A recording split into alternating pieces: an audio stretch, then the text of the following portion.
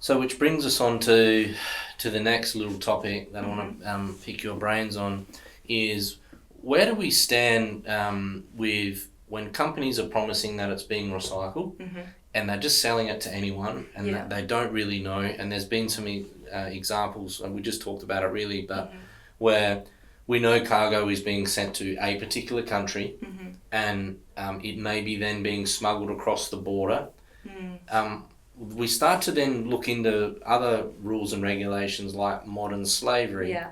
And it's something like we speak about, asking where it really goes. Because if you're a contractor or you're a service provider to a brand, for example, I always talk about the most valuable asset in that whole process is the brand itself. And if you're doing the work for that brand, then you need to ensure that downstream, everything that you're doing is looking at the brand first and foremost. And so if we're seeing things that are going into other countries and being smuggled across, this whole modern slavery law, I don't know a lot about it, but it seems to be something very prevalent right now.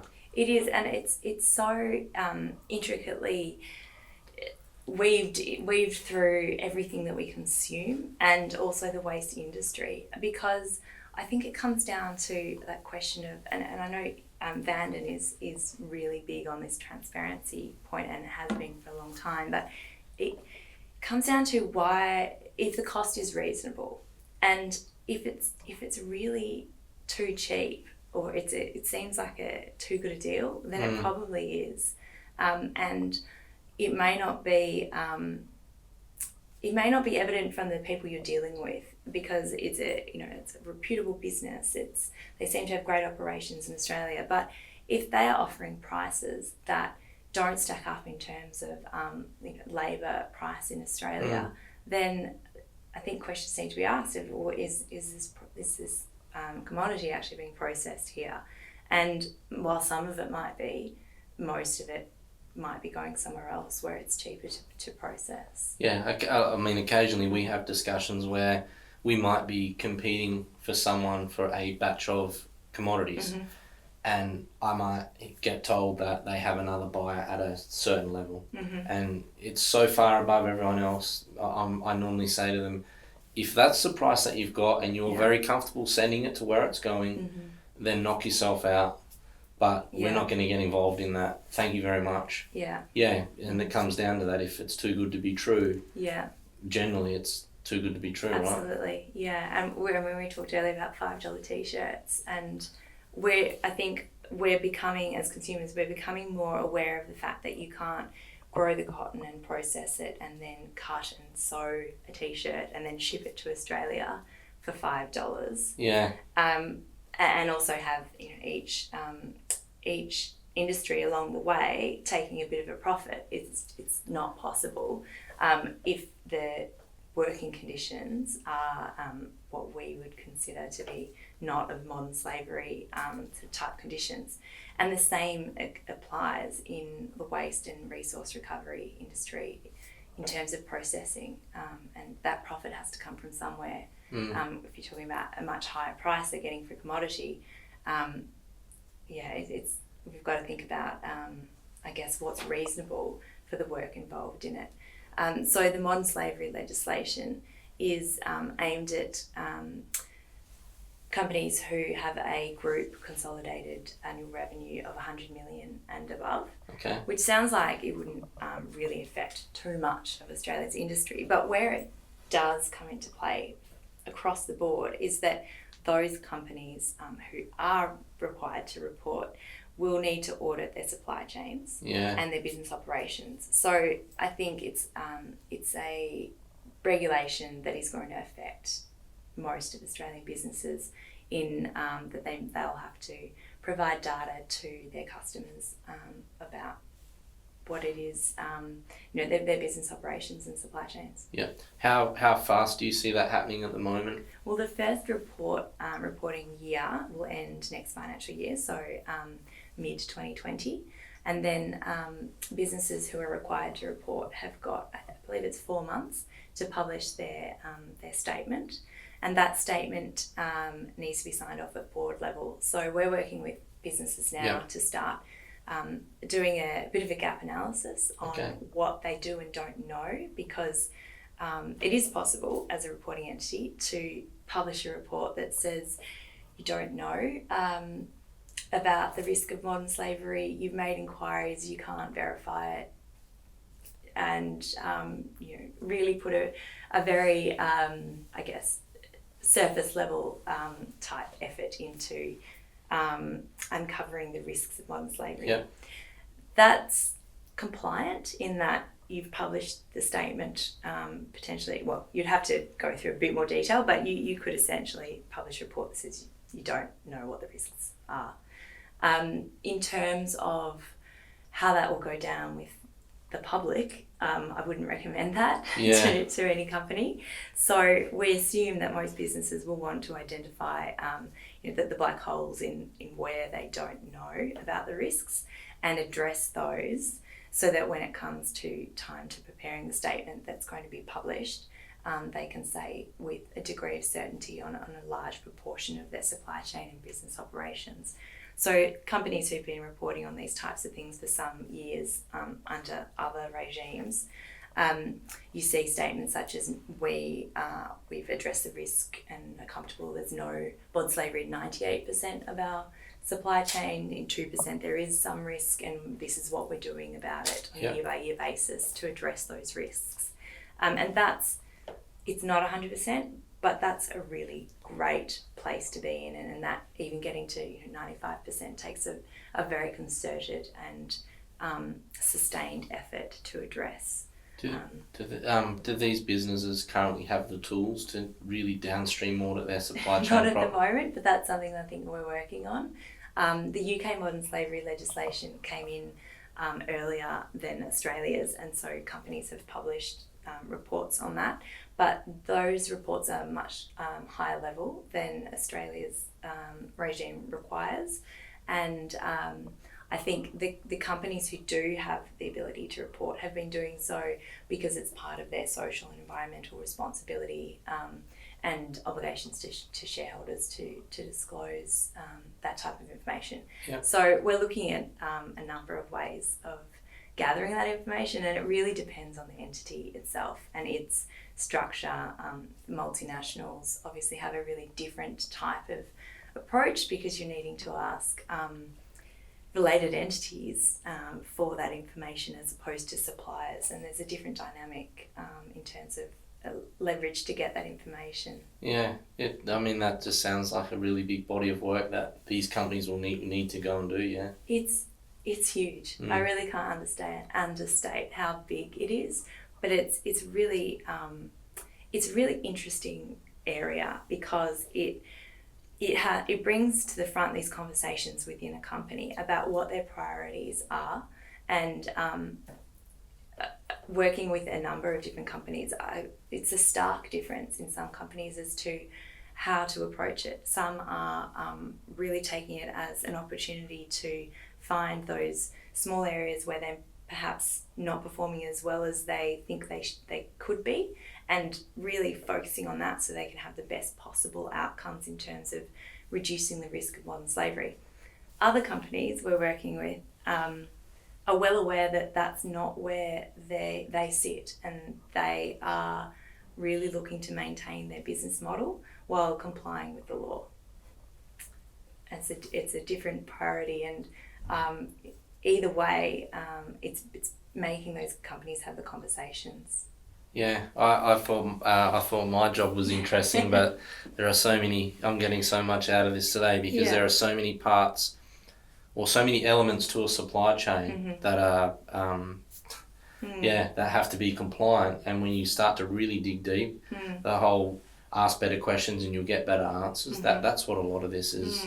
There's so much to this that most people out there don't know that's related to. There's a moral element too, and I think this is something that everyone's still grappling with, is that if you are, say for example in makeup, mica is a particular ingredient that makes everything sparkly and shimmery and is very pretty, but it's also known as one of the having the highest rates of child labour in mining it.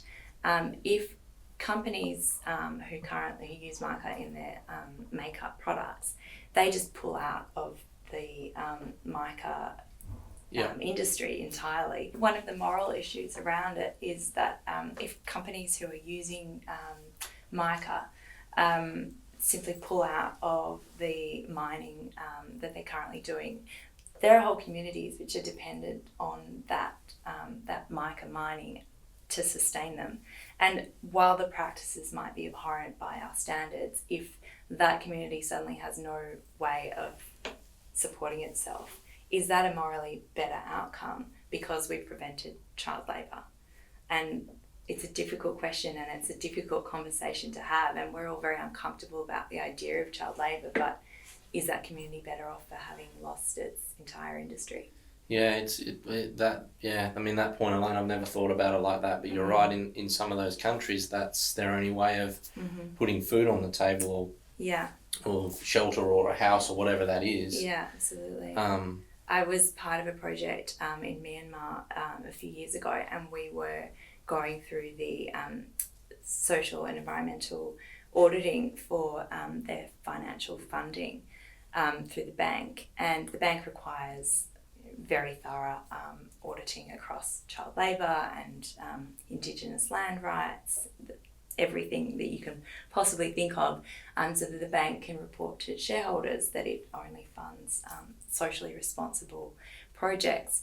And one of the auditors said to me, "You can't come to this part because I take a different approach to what's on the paper." And I spoke to her about it later, and she said if she reported on the child labour that was part of this project, those children wouldn't be able to work in this factory and they would become street prostitutes.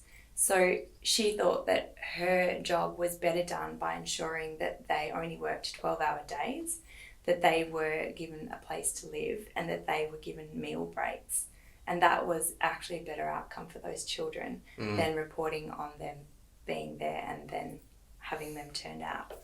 And that's the reality of it. And I think we can't just take our social responsibility as ticking a box and fulfilling our the criteria that we need to report in an annual report to shareholders or the modern slavery reporting regime. It needs to be a holistic approach. Yeah, like there are so many consequences. That to hear if those young girls became street prostitutes. I mean, that's totally not what anyone would want. It's not a better outcome at all. Yeah. Complicated. Man, you work in lots of very interesting areas. Just want to jump into chain of responsibility. So there's a lot of talk about chain of responsibility, right? It probably even goes with the discussion we're just having now, but for people out there, what does chain of responsibility mean? Because everyone talks about it, but what does it really mean? In the heavy vehicle sense? Yeah. It means that every party in the supply chain has an obligation to ensure the safety of the transport activities so far as reasonably practicable. So there's an understanding that it's not just the driver who's responsible for the safety on the road.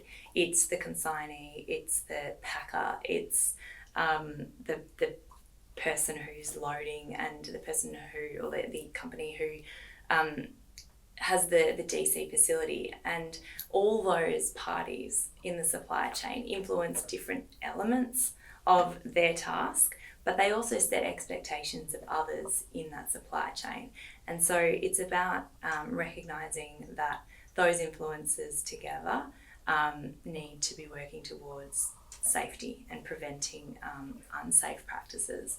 So one of the key areas that we discuss with clients, and it's often say a distributor, and they'll have products dropped off to them at their DC. It's the supplier's carrier.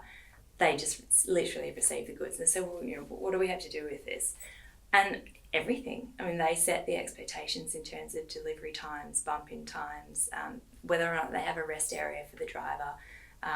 Those sorts of things have a big impact, and also in the contracts. And as lawyers, we understand that you sign the contract and sometimes it goes in top drawer and you don't look at it again.